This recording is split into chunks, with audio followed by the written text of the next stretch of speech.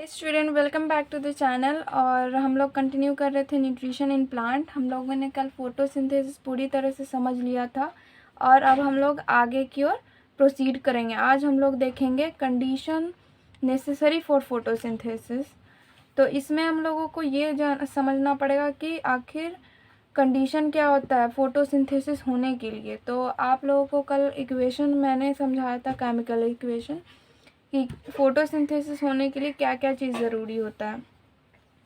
Carbohydrate, water, chlorophyll and sunlight. यानी इसका मतलब ये है कि मान लिया अगर आपके पास कार्बन डाइऑक्साइड नहीं होगा तो फोटोसिंथेसिस होना इम्पॉसिबल है, या फिर अगर आपके पास वाटर भी नहीं होगा तो भी फोटोसिंथेसिस नहीं हो सकता। यानी इन चारों चीज़ों का रहना, carbon dioxide, water, chlorophyll and sunlight, ये चारों का प्रेजेंस होना बहुत ज़्यादा ज़रूरी होता है। इनमें से अगर कोई एक चीज़ भी अगर आपके पास नहीं होगा, प्लांट अगर नहीं ले पाएगा तो फोटोसिंथेसिस नहीं हो पाएगा ठीक से।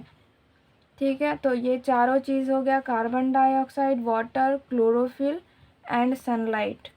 सनलाइट से तो एनर्जी ही मिलता है, तो बिना एनर्जी के तो कुछ होगा ही नहीं। खाना बनाने के लिए कभी हम लोग अगर जाते हैं तो एनर्जी देते हैं, यानी चूल्हा जलाते हैं, फायर लगाते हैं, तो जाके उससे खाना बनता है। तो ये कंडीशन हो गया नेसेसरी फॉर फोटोसिंथेसिस। अब हम लोग आगे क्या देखेंगे कि सनलाइट का क्या रोल है फोटोसिंथेसिस में, थोड़ा हम इसको डिटेल में समझेंगे। तो चलिए स्टूडेंट, हम लोग समझते हैं कि role of sunlight in photosynthesis. पहला पॉइंट ये है कि सनलाइट सप्लाइड एनर्जी, सनलाइट से हमें एनर्जी मिलता है।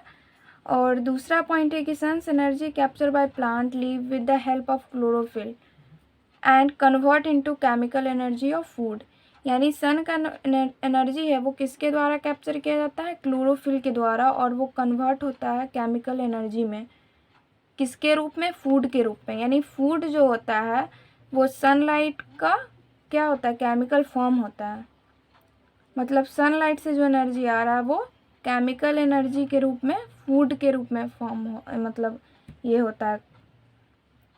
फिर तीसरा पॉइंट क्या है, solar energy is converted into chemical energy during photosynthesis.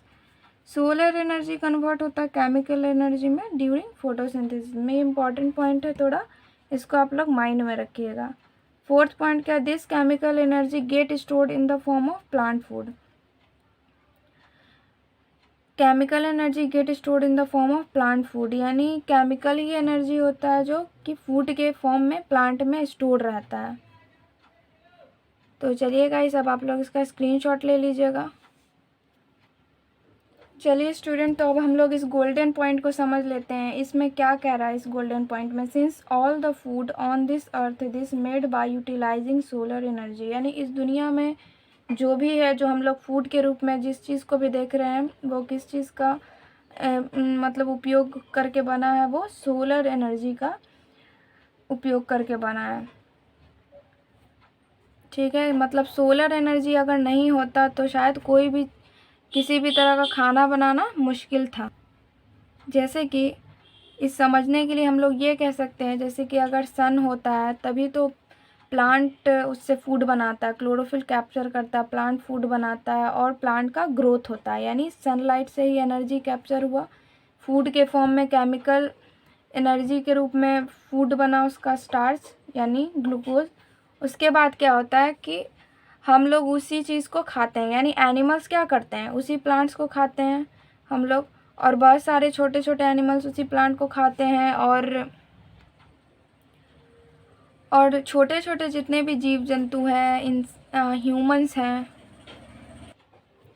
जितने भी जीव जंतु हैं और ह्यूमंस हैं, वो सब क्या करते हैं, प्लांट से अपना फूड लेते हैं। यानी सन एनर्जी क्या हुआ, ट्रांसफ़र हो रहा है। पहले सन एनर्जी से क्या हुआ, कोई पौधा ग्रो किया, फिर उस छोटे छोटे पौधे को क्या करता है कि जानवर वानवर अपना खा लेता है।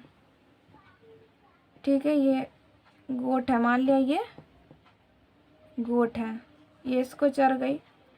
फिर मान लिया इसको लायन ने खाया या ह्यूमंस ने खाया। तो आप लोग देख रहे हैं कि सन एनर्जी कैसे ट्रांसफ़र हो रहा है। पहले सन से एनर्जी किसने कैप्चर किया, सबसे पहले प्लांट ने कैप्चर किया, और उसने फूड के रूप में उसको चेंज कर दिया, मतलब केमिकल इसमें चेंज कर दिया। उसके बाद इस फूड से प्लांट बड़ा हुआ, फिर इस प्लांट को खाया गोट ने, यानी किसी भी छोटे छोटे बहुत सारे जानवरों ने खाया।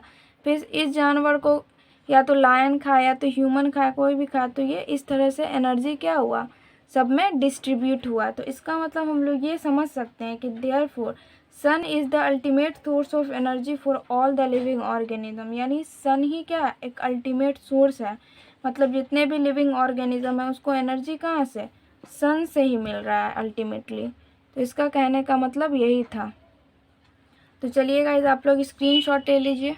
ठीक है गाइज, तो आज की वीडियो में इतना ही। हम लोग अब अगले लेक्चर में देखेंगे कि अलग अलग तरह के लीफ भी, अलग अलग रंग के लीफ भी कैसे फोटोसिंथेसिस कर सकते हैं कि नहीं कर सकते हैं, और क्या होता है। मतलब हम लोग जनरली ये जानते हैं कि ग्रीन लीफ भी फोटोसिंथेसिस कर सकता है, लेकिन अगले वीडियो में हम लोग ये देखेंगे कि मतलब कि अलग अलग तरह के लीफ भी कैसे फोटोसिंथेसिस कर लेते हैं। तो चलिए आज के वीडियो में इतना ही, हम लोग अगले वीडियो में मिलते हैं। तब तक के लिए ऑल द वेरी बेस्ट।